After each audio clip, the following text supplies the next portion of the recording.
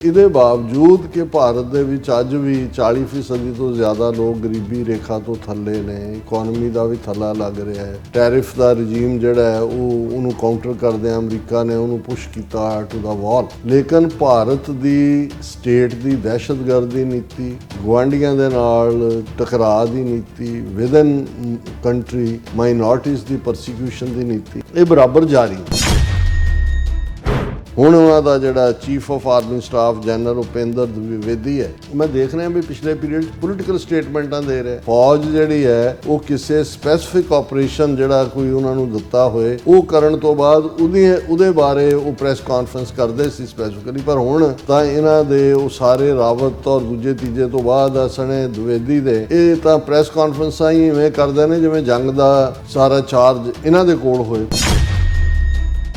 ਇਹ ਹੁਣ ਬੜੇ ਧੜੱਲੇ ਦੇ ਨਾਲ ਕਹਿ ਰਿਹਾ ਕਿ ਵੀ ਅਸੀਂ ਸਾਡੀ ਆਰਮੀ ਸਟ੍ਰੈਟਜੀ ਅਸੀਂ ਯੂਕਰੇਨ ਵਾਰ ਨੂੰ ਬੜੀ ਕਲੋਜ਼ਲੀ ਦੇਖ ਰਹੇ ਹਾਂ। ਯੂਕਰੇਨ ਦੇ ਬੈਟਲਫੀਲਡ ਇਸ ਲਈ ਸਾਡੇ ਲਈ ਲਿਵਿੰਗ ਲੈਬ ਨੇ ਟਰਮਸ ਐਂਡ ਕੰਡੀਸ਼ਨਸ ਦੇ ਲਈ, ਕਿਉਂਕਿ ਸਾਡੇ ਬਾਰਡਰਸ ਵਾਂਗ ਨੇ। ਹੁਣ ਡੈਮੋਗ੍ਰਾਫੀ ਇਹਨਾਂ ਨੂੰ ਇਹ ਲੱਗਦਾ ਹੈ ਵੀ ਜੰਮੂ ਕਸ਼ਮੀਰ ਦੇ ਵਿੱਚ ਮੁਸਲਮਾਨ ਨੇ, ਜਦੋਂ ਤੱਕ ਇਹਨਾਂ ਨੂੰ ਮਾਈਨੋਰਟੀ 370 ਤੋਂ ਪਹਿਲਾਂ ਵੀ ਜਿਹੜਾ ਕੰਟਰੋਲ ਤਾਂ ਫੌਜ ਦਾ ਹੀ ਸੀ ਉੱਥੇ, ਲੇਕਿਨ ਉਹ ਡੈਮੋਗ੍ਰਾਫੀ ਬਦਲਣਾ ਚਾਹੁੰਦਾ ਸੀ। 370 ਦੇ ਥੱਲੇ ਕੋਈ ਨਾਨ ਕਸ਼ਮੀਰੀ ਜਿਹੜਾ ਉਹ ਜ਼ਮੀਨ ਨਹੀਂ ਸੀ ਖਰੀਦ ਸਕਦਾ। ਉਹਨਾਂ ਨੂੰ ਲੱਗਦਾ ਕਿ ਵੀ ਇਹ ਮੁਸਲਮਾਨ ਬੈਠੇ ਹੋਏ ਨੇ ਬਾਰਡਰ ਦੇ ਉੱਤੇ ਕਸ਼ਮੀਰ ਨਾਲ ਲੱਗਦਾ, ਇੱਥੋਂ ਕੱਢੋ ਇਹਨਾਂ ਨੂੰ, ਜਾਂ ਦੂਜਿਆਂ ਨੂੰ ਲਿਆ ਕੇ ਇੰਨਾ ਕੁ ਉਹਨਾਂ ਦਾ ਨੰਬਰ ਬਣਾ ਦਿਓ ਕਿ ਵੀ ਦੂਸਰੇ ਮਾਈਨੋਰਟੀਜ਼ ਹੋ ਜਾਣ। ਇਹੀ ਕਹਾਣੀ ਹੁਣ ਪੰਜਾਬ ਦੇ ਵਿੱਚ ਕਰ ਰਹੇ ਨੇ। ਉਹਨੇ ਕਿਹਾ ਕਿ ਜੀ by virtue of our land borders land will remain the currency of victory, ਇਹ द्विवेदी ਕਹਿ ਰਿਹਾ। ਔਰ ਜਦੋਂ ਅਸੀਂ ਇਹ ਪੰਜਾਬ 'ਚ ਕਹਿੰਦੇ ਆ ਆਪਣੇ ਭਰਾਵਾਂ ਭੈਣਾਂ ਨੂੰ ਕਿ ਭਾਈ ਭਾਵੇਂ ਕਿੱਲਾ ਜ਼ਮੀਨ ਹੈ ਉਹ ਤੁਹਾਡੇ ਸ਼ਰੀਕ ਲੈ ਜਾਣ, ਪਈ ਰਹੇ, ਤੁਹਾਡੇ ਨਾਂ ਬੋਲਦੀ ਰਹੇ, ਮਤ ਵੇਚੋ ਉਹਨੂੰ। ਔਰ ਇਹ द्विवेदी ਕਹਿ ਰਿਹਾ ਕਿ ਵੀ ਇਹ ਜਿਹੜੀ ਸਾਡੇ ਲੈਂਡ ਬਾਰਡਰਸ ਤੋਂ ਜਿਹੜੀ ਕਰੰਸੀ ਆਫ ਵਿਕਟਰੀ ਆ ਉਹ ਲੈਂਡ ਹੈ। ਔਰ ਇਹੀ ਜੋ ਅੱਜ ਸੈਟਲਰਸ ਨਾਲ ਕਰ ਰਹੇ ਨੇ, ਇਜ਼ਰਾਈਲੀ ਸੋ ਕਾਲਡ ਸੈਟਲਰ ਫਲਸਤੀਨੀਆਂ ਨਾਲ ਕਰ ਰਹੇ ਨੇ, ਲੈਂਡ ਖੋਣ ਦਾ ਕੰਮ। ਇਹ ਤਾਂ ਹਰ ਚੀਜ਼ ਭਵਿੱਖ ਦੇ ਐਂਗਲ ਤੋਂ ਇਹ ਦੇਖ ਰਹੇ ਨੇ ਵੀ ਇਹਨਾਂ ਨੇ ਤੁਹਾਨੂੰ ਤਬਾਹ ਕਿਵੇਂ ਕਰਨਾ ਹੈ। ਤਾਂ ਇਹ ਗੱਲ ਇਹ ਨਹੀਂ ਹੈ ਕਿ ਵੀ ਪੰਜਾਬ ਯੂਨੀਵਰਸਿਟੀ 'ਚ ਉਹਨਾਂ ਨੇ ਸੈਨੇਟ ਇਲੈਕਸ਼ਨਾਂ ਕੈਂਸਲ ਕਰਤੀਆਂ ਜਾਂ ਕਿਹਾ ਕਿ ਜੀ ਹੁਣ ਅਸੀਂ ਨੋਮੀਨੇਟ ਕਰਾਂਗੇ। ਇਹ ਟੈਸਟਿੰ ਆਫ ਵਾਟਰਸ ਬਰਾਬਰ ਚੱਲ ਰਿਹਾ ਹੈ। ਹੌਲੀ ਹੌਲੀ ਉਹ ਐਨਕਰੋਚ ਕਰਕੇ ਤੁਹਾਡੀਆਂ ਸਾਰੀਆਂ ਇੰਸਟੀਟਿਊਸ਼ਨਸ, ਡੈਮੋਗ੍ਰਾਫੀ ਔਰ ਲੈਂਗੁਏਜ ਆਫ ਵਾਰ ਟੋਨ ਹੈ ਜਿਹਦੇ 'ਚੋਂ ਕਹਿ ਰਿਹਾ ਕਿ ਜੀ ਇਹ ਅਸੀਂ ਯੂਕਰੇਨ ਨੂੰ ਦੇਖ ਰਹੇ ਹਾਂ ਔਰ ਉਹੀ ਫਾਰਮੂਲਾ ਅਸੀਂ ਇੱਥੇ ਵੀ ਅਪਲਾਈ ਕਰਨ ਵਾਲੇ।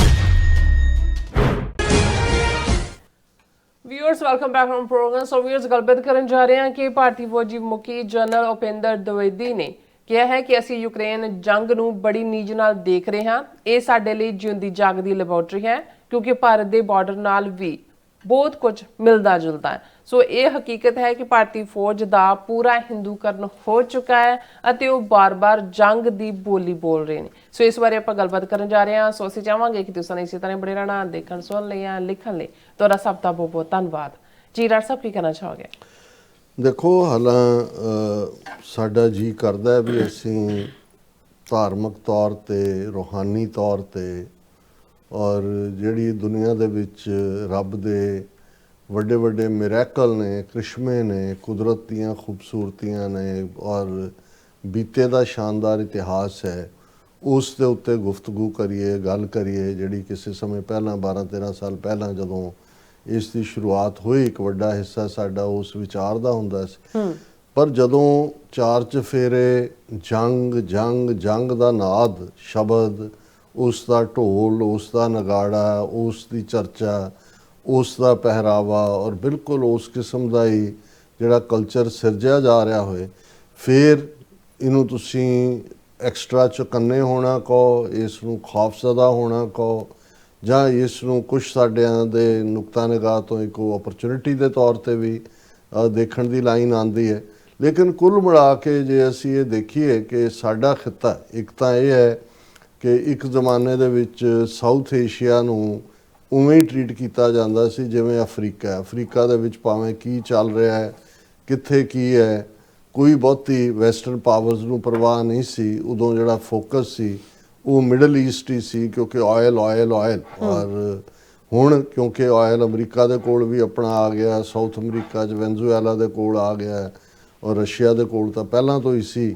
ਇਸ ਲਈ ਮਿਡਲ ਈਸਟ ਦਾ ਜਿਹੜਾ ਹੁਣ ਜ਼ਿਕਰ ਹੈ ਡਿਫਰੈਂਟ ਕੰਟੈਕਸਟ ਹੈ, ਉਹ ਤਾਂ ਉਹਨਾਂ ਨੂੰ ਹੁਣ ਜਿਹੜੇ ਅਰਬ ਨੇ ਉਹਨਾਂ ਨੂੰ ਮੇਨ ਸਟ੍ਰੀਮ 'ਚ ਲਿਆਉਣ ਦੇ ਨਾਂ ਥੱਲੇ, ਤਾਂ ਕਿ ਅਬਰਾਹਮਿਨਕ ਅਕੋਰਡ ਦੇ ਥੱਲੇ ਇਜ਼ਰਾਈਲ ਦੀ ਰੈਕਗਨੀਸ਼ਨ, ਔਰ ਇਜ਼ਰਾਈਲ ਵੀ ਇਹਦੇ ਬਾਵਜੂਦ ਕਿ ਟੈਂਪਰੇਰੀ ਜਿਹੜੀ ਹੈ ਉਹ ਸੀਜ਼ ਫਾਇਰ ਹੋਲਡ ਕਰ ਰਿਹਾ, ਪਰ ਹੁਣ ਵੈਸਟ ਬੈਂਕ ਦੇ ਵਿੱਚ ਜਿਹੜੇ ਸੈਟਲਰ ਨੇ 2 ਦਿਨ ਪਹਿਲਾਂ ਵੀ ਉਹਨਾਂ ਨੇ ਜਾ ਕੇ 2 ਫਲਸਤੀਨੀ ਪਿੰਡਾਂ ਦੇ ਉੱਤੇ ਹਮਲੇ ਕਰਕੇ ਅੱਗਾਂ ਲਾ ਤੇ ਉਹਨਾਂ ਨੂੰ ਮਾਰ, ਉਹਨਾਂ ਦੀਆਂ ਜ਼ਮੀਨਾਂ ਤੇ ਕਬਜ਼ਾ ਕਰ, ਔਰ ਦੂਸਰਾ ਉਹ ਆਪਣੀ ਵਾਇਲੈਂਸ ਤੇ ਲੱਗੇ ਹੋਏ ਨੇ, ਕਿਉਂਕਿ ਅਲਟੀਮੇਟਲੀ ਉਹਦੇ ਨੀਲ ਦੇ ਕੰਢੇ ਤੱਕ ਇਹਨੂੰ ਲੈ ਕੇ ਜਾਣਾ ਇਜ਼ਰਾਈਲ ਨੂੰ, ਗ੍ਰੇਟਰ ਇਜ਼ਰਾਈਲ ਔਰ ਫਲਸਤੀਨ ਦੇ ਵੈਸਟ ਬੈਂਕ ਔਰ ਗਜ਼ਾ ਨੂੰ ਪੱਕੇ ਤੌਰ ਦੇ ਉੱਤੇ ਇਜ਼ਰਾਈਲ ਦਾ ਹਿੱਸਾ ਬਣਾਉਣਾ। ਉਸ ਏਜੰਡੇ ਦੇ ਉੱਤੇ ਉਹ ਕੰਮ ਕਰ ਰਹੇ ਨੇ, ਔਰ ਇਹਦੇ ਬਾਵਜੂਦ ਕਿ ਗਜ਼ਾ ਦੇ ਵਿੱਚ ਜਿਹੜਾ ਉਹ ਹੈ ਕਿ ਜੀ ਅਮਨ ਹੈ, ਲੇਕਿਨ ਇਹ ਵੀ ਕੱਲ੍ਹ ਦੀ ਰਿਪੋਰਟ ਹੀ ਸੀ ਕਿ ਬਹੁਤ ਸਾਰੀਆਂ ਜਿਹੜੀਆਂ ਈਵਨ ਠੀਕ ਸਟੈਂਡਿੰਗ ਬਿਲਡਿੰਗ ਸੀ ਪਿਛਲੇ ਇਹਨਾਂ ਦੀ 2 ਸਾਲ ਦੀ ਬੰਬਾਰੀ ਤੋਂ ਬਚੀਆਂ ਰਹੀਆਂ, ਉਹਨੂੰ ਵੀ ਇਜ਼ਰਾਈਲ ਜਿਹੜਾ ਉਹ ਢਾਹ ਰਿਹਾ। ਲੇਕਿਨ ਜਿਹੜਾ ਇਸ ਵੇਲੇ ਜੇ ਅਸੀਂ ਦੇਖੀਏ ਵੀ ਇੱਕ ਪਾਸੇ ਤਾਂ ਚਲੋ ਟੈਰਿਫ ਵਾਰਫੇਅਰ ਆਪਣੀ ਥਾਂ ਤੇ ਚੱਲ ਰਹੀ ਹੈ, ਜਿਹੜਾ ਜ਼ਿਆਦਾ ਫੋਕਸ ਹੈ ਉਹ ਸਾਊਥ ਏਸ਼ੀਆ ਦੇ ਵਿੱਚ ਜਾਂ ਚਾਈਨਾ ਦੇ ਹਵਾਲੇ ਨਾਲ, ਜਾਂ ਬੰਗਲਾਦੇਸ਼ 'ਚ ਕੀ ਵਾਪਰ ਰਿਹਾ ਹੈ, ਜਾਂ ਸੈਂਟਰਲ ਏਸ਼ੀਆ ਦੇ ਰਿਪਬਲਿਕਸ। ਇਸ ਲਈ ਜਿਹੜਾ ਉਹ ਮਿਸਟਰ ਸਰਜੀਓ, ਜਿਸ ਨੂੰ ਐਂਬੈਸਡਰ ਇੰਡੀਆ ਦਾ ਸਹੁੰ ਚੁੱਕ ਲਈ ਹੈ, ਲਾਇਆ ਗਿਆ ਸਪੈਸ਼ਲ ਐਨਵਾਏ ਵੀ ਹੈ ਸੈਂਟਰਲ ਏਸ਼ੀਆ ਔਰ ਸਾਊਥ ਏਸ਼ੀਆ ਦਾ। ਹੁਣ ਕਿਉਂਕਿ ਚਾਈਨਾ ਤੋਂ ਬਾਅਦ ਉਸ ਖਿੱਤੇ ਦੇ ਵਿੱਚ, ਸਾਊਥ ਏਸ਼ੀਆ ਦੇ ਵਿੱਚ ਸਭ ਤੋਂ ਵੱਡਾ ਰਕਬੇ ਮੁਤਾਬਕ ਵੀ ਆਬਾਦੀ ਦੇ ਲਿਹਾਜ਼ ਨਾਲ ਤਾਂ ਹੁਣ ਚਾਈਨਾ ਨੂੰ ਪਿੱਛੇ ਛੱਡ ਰਿਹਾ ਹੈ, ਪਲੱਸ ਫੌਜ ਦੇ ਹਵਾਲੇ ਨਾਲ ਭਾਰਤ ਹੈ। ਭਾਰਤ ਦੇ ਵਿੱਚ ਕੀ ਐਕਟੀਵਿਟੀ ਹੈ, ਔਰ ਉੱਥੇ ਜਿਹੜੀ ਗਵਰਨਮੈਂਟ ਹੈ ਉਹ ਟੋਟਲੀ ਉਸ ਤਰਜ਼ ਦੀ ਹੈ ਜਿਹੜੀ ਕਿ 1930ਵਿਆਂ ਦੇ ਵਿੱਚ, ਭਾਵੇਂ 1920ਵਿਆਂ 'ਚ ਨਾਜ਼ੀ ਪਾਰਟੀ ਦਾ ਜਨਮ ਹੁੰਦਾ ਹੈ, ਪਰ ਜਦੋਂ ਤੱਕ ਉਹ ਪੂਰਾ ਹੋਲਡ ਕਰਦੇ ਨੇ ਔਰ ਉਹਨਾਂ ਦੀ ਜ਼ੁਲਮ ਦੀ ਚੱਕੀ ਚੱਲਣ ਲੱਗਦੀ, 1930ਵਿਆਂ ਦਾ ਜ਼ਿਕਰ ਅਸੀਂ ਕਰਦੇ। ਸੋ ਜੋ ਕੁਛ 1930ਵਿਆਂ ਦੇ ਵਿੱਚ ਨਾਜ਼ੀ ਜਰਮਨੀ ਵੱਲੋਂ ਕੀਤਾ ਜਾ ਰਿਹਾ ਸੀ ਆਪਣੇ ਨੌਨ ਜਰਮਨ ਜਿਹੜੇ ਵਾਈਟ ਰੇਸ ਦੇ ਲੋਕ, ਉਹ ਯਹੂਦੀ ਹੋਣ, ਕੈਥੋਲਿਕ ਹੋਣ, ਸਿਵਲ ਲਿਬਰਟੇਰੀਅਨ ਹੋਣ, ਕਮਿਊਨਿਸਟ ਹੋਣ, ਭਾਰਤ ਵਿੱਚ ਇਸ ਵੇਲੇ ਆਲਮੋਸਟ ਉਹੀ ਵਰਤਾਰਾ ਜਿਹੜਾ ਹੈ ਉਹ ਇਹਨਾਂ ਬ੍ਰਾਹਮਣਾਂ ਵੱਲੋਂ ਬਾਕੀਆਂ ਦੇ ਨਾਲ, ਉਹਨਾਂ 'ਚ even schedule caste, schedule tribe ਵੀ ਉਸ ਜ਼ੁਲਮ ਦਾ ਸ਼ਿਕਾਰ ਨੇ। ਸਿੱਖ, ਮੁਸਲਮਾਨ, ਈਸਾਈ, ਟਰਾਈਬਲ ਉਹ ਤਾਂ ਭੋਗ ਹੀ ਰਹੇ ਨੇ ਜੋ ਕੁਛ ਵੀ। ਲੇਕਿਨ ਇਹਦੇ ਬਾਵਜੂਦ ਕਿ ਇਹ ਰਿਪੀਟਡਲੀ, ਜਿਵੇਂ ਕੱਲ੍ਹ ਚਾਈਨਾ ਐਕਸਪਰਟ ਨੇ ਵੀ ਕਿਹਾ ਸੀ ਕਿ ਭਾਰਤ ਦੇ ਲੋਕਾਂ ਨੂੰ ਔਰ ਹਕੂਮਤ ਨੂੰ ਰੈਸ਼ਨੈਲਿਟੀ ਤੋਂ ਔਰ ਫੇਅਰਨੈਸ ਤੋਂ ਕੰਮ ਲੈਣਾ ਚਾਹੀਦਾ। ਉਹਨਾਂ ਨੂੰ ਦੇਖਣਾ ਚਾਹੀਦਾ ਕਿ why they are at war with all its neighbours. ਕੱਲਾ ਪਾਕਿਸਤਾਨ ਨਾਲ ਨਹੀਂ, ਅਸੀਂ ਬੰਗਲਾਦੇਸ਼ ਪ੍ਰਤੀ ਦੇਖਦੇ ਹਾਂ ਕਿ ਉੱਥੇ ਜਿਹੜੀ ਵਾਰ ਕ੍ਰਿਮੀਨਲ ਉੱਥੋਂ ਭੱਜ ਕੇ ਆਈ ਹੈ ਸ਼ੇਖ ਹਸੀਨਾ, ਉਹਨੂੰ ਪਨਾਹ ਦਿੱਤੀ ਹੋਈ ਹੈ, ਉਹਦਾ ਇੰਟਰਵਿਊ ਕਰ ਰਹੇ ਨੇ। ਕੱਲ੍ਹ ਵੀ PTI ਨਾਲ ਉਹਦਾ ਇੱਕ ਇੰਟਰਵਿਊ ਡਿਟੇਲ 'ਚ ਕੀਤਾ ਹੈ। ਉਧਰ ਬੰਗਲਾਦੇਸ਼ ਦੇ ਵਿੱਚ ਫਰਵਰੀ 'ਚ ਹਾਲਾਂ ਇਲੈਕਸ਼ਨਾਂ ਐਲਾਨੀਆਂ ਨੇ ਮੁਹੰਮਦ ਯੂਨਸ ਨੇ, ਲੇਕਿਨ ਇਹਦੇ ਬਾਵਜੂਦ ਆ ਕੱਲ੍ਹ 17 ਬੱਸਾਂ ਸਾੜੀਆਂ ਗਈਆਂ, ਉਹ ਸਭ ਸ਼ੇਖ ਹਸੀਨਾ ਦੇ ਉਰਾ ਦਾ ਕੰਮ ਹੈ। ਕਿਉਂਕਿ ਭਾਰਤ ਨੂੰ ਲੱਗਦਾ ਵੀ ਬੰਗਲਾਦੇਸ਼ ਦੇ ਵਿੱਚ ਵੀ ਜਿਹੜਾ ਉਹ ਇਸ ਕਿਸਮ ਦਾ ਕੰਮ ਕਰੋ। ਬਲਾਸਟ ਇਹਨਾਂ ਦੇ ਆਪਣੇ ਲਾਲ ਕਿਲੇ ਜਾਂ ਦੂਜੇ 'ਚ ਹੁੰਦਾ ਵਿਦਨ 24 ਆਵਰਸ।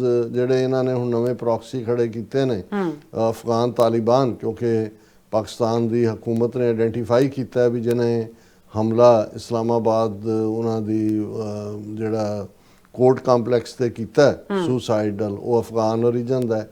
ਇਸੇ ਤਰ੍ਹਾਂ ਜਿਹੜਾ ਵਾਨਾ ਜਿਹੜੀ ਉਹਨਾਂ ਦੀ NDA ਅਕੈਡਮੀ ਹੈ ਉਸ ਦੇ ਉੱਤੇ ਉਹ ਵੀ ਅਫਗਾਨ ਓਰੀਜਨ ਦਾ ਹੈ। ਔਰ ਅਫਗਾਨ ਖੁੱਲ੍ਹ ਕੇ ਜਿਹੜਾ ਰਜੀਮ ਹੈ ਉਹ ਭਾਰਤ ਦੀ ਪੇਰੋਲ ਤੇ ਉੱਤੇ ਹੈ। ਇਹਦੇ ਬਾਰੇ ਤਾਂ ਹੁਣ ਕੋਈ ਦੋ ਰਾਵਾਂ ਨਹੀਂ ਨੇ। ਬਿਲਕੁਲ। ਸੋ ਇਹਦੇ ਬਾਵਜੂਦ ਕਿ ਭਾਰਤ ਦੇ ਵਿੱਚ ਅੱਜ ਵੀ 40% ਤੋਂ ਜ਼ਿਆਦਾ ਲੋਕ ਗਰੀਬੀ ਰੇਖਾ ਤੋਂ ਥੱਲੇ ਨੇ, ਇਕੋਨਮੀ ਦਾ ਵੀ ਥੱਲਾ ਲੱਗ ਰਿਹਾ ਹੈ।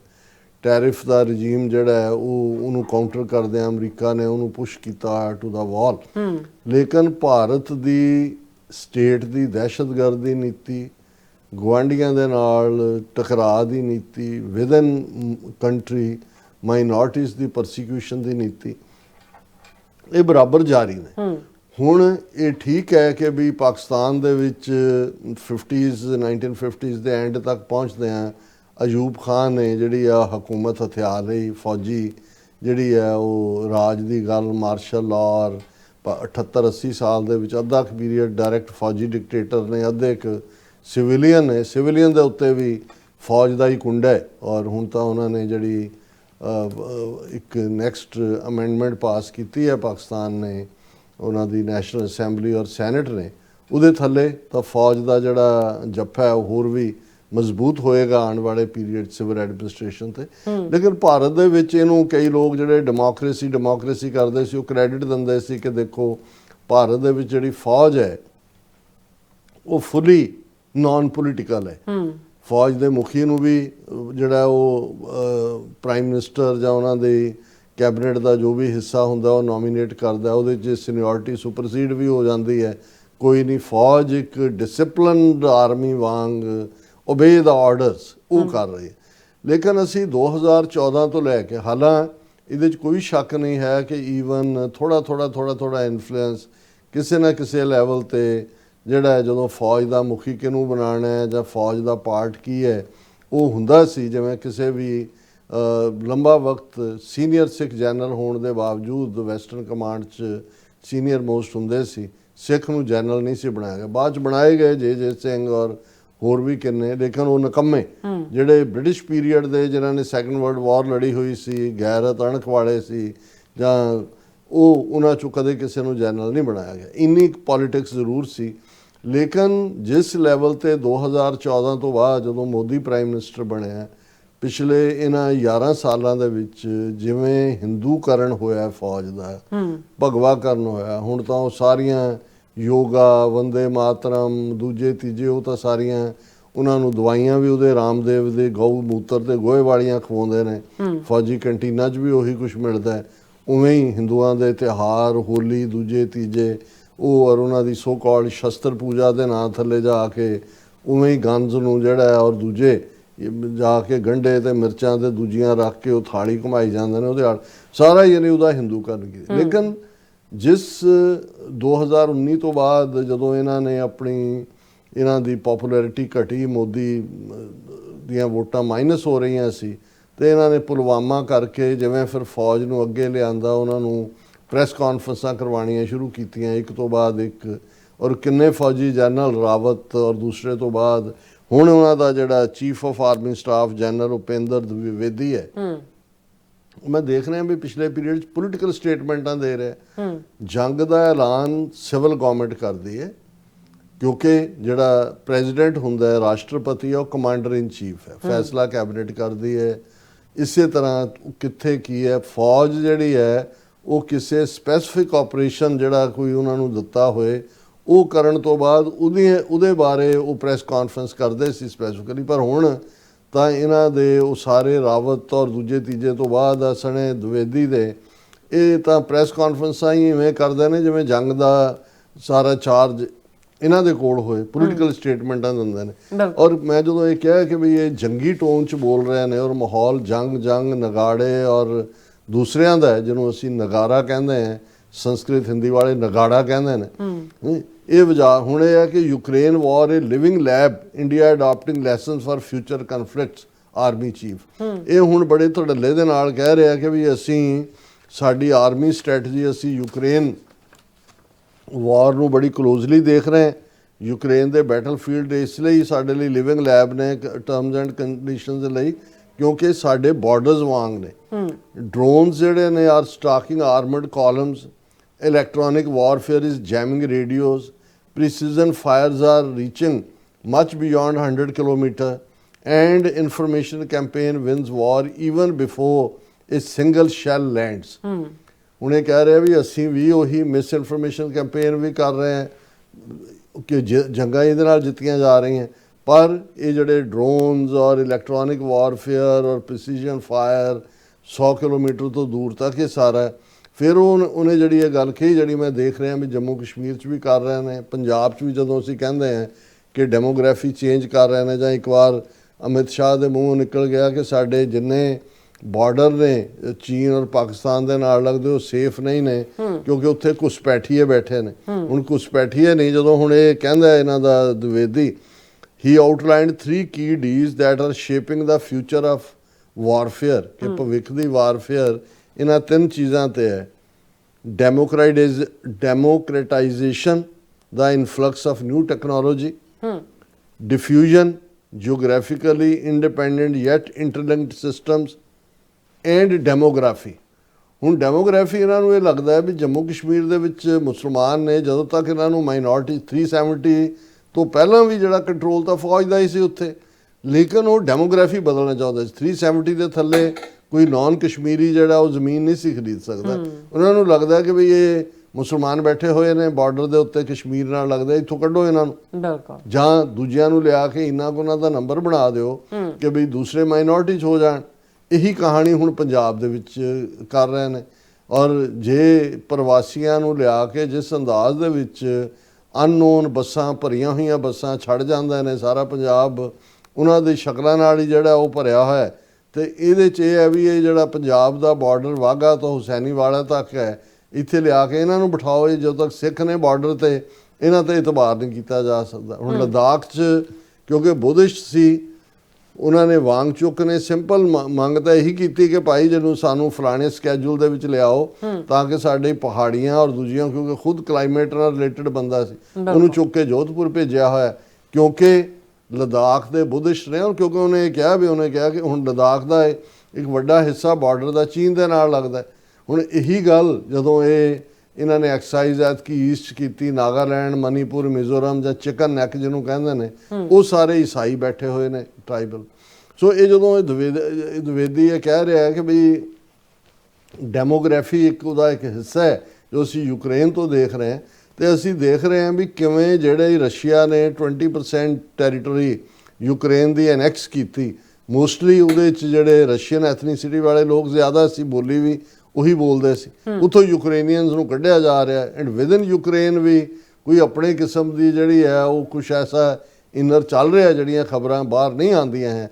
ਸੋ ਅਸੀਂ ਇਹ ਦੇਖ ਰਹੇ ਹਾਂ ਕਿ ਵੀ ਉਹਨੇ ਕਿਹਾ ਕਿ ਜੀ by virtue of our land borders land will remain the currency of victory, ਇਹ द्विवेदी ਕਹਿ ਰਿਹਾ।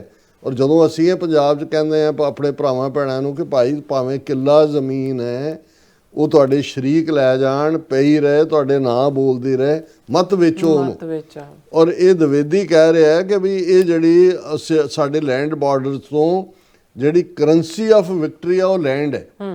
ਔਰ ਇਹੀ ਜੋ ਅੱਜ ਸੈਟਲਰਸ ਨਾਲ ਕਰ ਰਹੇ ਨੇ, ਇਜ਼ਰਾਈਲੀ ਸੋ ਕਾਲਡ ਸੈਟਲਰ ਫਲਸਤੀਨੀਆਂ ਨਾਲ ਕਰ ਰਹੇ ਨੇ, ਲੈਂਡ ਖੋਹਣ ਦਾ ਕੰਮ ਹੈ। ਸੋ ਇਹ ਉਹਨੂੰ ਜਿਹੜਾ ਉਹ ਇਹ ਕਹਿ ਰਿਹਾ ਕਿ ਬਈ by virtue of our land borders, land will remain the currency of victory. Even during the meeting between President Trump and President Putin in Alaska, the central discussion was about land. ਹੁਣ ਇਹ ਗੱਲ ਸਮਝਣ ਵਾਲੀ ਹੈ। ਹਾਲਾਂਕਿ ਖਬਰ ਲੰਬੀ ਚੌੜੀ ਹੈ, ਪਰ ਮੈਨੂੰ ਇਹ ਲੱਗਾ ਕਿ ਬਈ ਇਹ ਤਾਂ ਹਰ ਚੀਜ਼ ਭਵਿੱਖ ਦੇ ਐਂਗਲ ਤੋਂ ਇਹ ਦੇਖ ਰਹੇ ਨੇ ਵੀ ਇਹਨਾਂ ਨੇ ਤੁਹਾਨੂੰ ਤਬਾਹ ਕਿਵੇਂ ਕਰਨਾ ਹੈ। ਸੋ ਇਹ ਗੱਲ ਇਹ ਨਹੀਂ ਹੈ ਕਿ ਵੀ ਪੰਜਾਬ ਯੂਨੀਵਰਸਿਟੀ 'ਚ ਉਹਨਾਂ ਨੇ ਸੈਨੇਟ ਇਲੈਕਸ਼ਨਾਂ ਕੈਂਸਲ ਕਰਤੀਆਂ ਜਾਂ ਕਿਹਾ ਕਿ ਜੀ ਹੁਣ ਅਸੀਂ ਨੋਮੀਨੇਟ ਕਰਾਂਗੇ। ਇਹ ਟੈਸਟਿੰਗ ਆਫ ਵਾਟਰਸ ਬਰਾਬਰ ਚੱਲ ਰਿਹਾ ਹੈ। ਹੌਲੀ ਉਹ ਐਨਕਰੋਚ ਕਰਕੇ ਤੁਹਾਡੀਆਂ ਸਾਰੀਆਂ ਇੰਸਟੀਟਿਊਸ਼ਨਸ, ਡੈਮੋਗ੍ਰਾਫੀ ਔਰ ਲੈਂਗੁਏਜ ਆਫ ਵਾਰ ਟੋਨ ਹੈ, ਜਿਹਦੇ 'ਚੋਂ ਕਹਿ ਰਿਹਾ ਕਿ ਜੀ ਇਹ ਅਸੀਂ ਯੂਕਰੇਨ ਨੂੰ ਦੇਖ ਰਹੇ ਹਾਂ ਔਰ ਉਹੀ ਫਾਰਮੂਲਾ ਅਸੀਂ ਇੱਥੇ ਵੀ ਅਪਲਾਈ ਕਰਨ ਵਾਲੇ ਹਾਂ। ਜੀ ਡਾਕਟਰ ਸਾਹਿਬ, ਤੁਹਾਡਾ ਬਹੁਤ ਬਹੁਤ ਸ਼ੁਕਰੀਆ। ਸੋ ਥਲੇ ਬ੍ਰੇਕ ਫਿਊਅਰਸ ਤੁਸੀਂ ਇਸ ਤਰ੍ਹਾਂ ਬਣੇ ਰਹਿਣਾ, ਮਿਲਦੇ ਹਾਂ ਛੋਟੇ ਜਿਹੇ ਵਕਫੇ ਤੋਂ ਬਾਅਦ।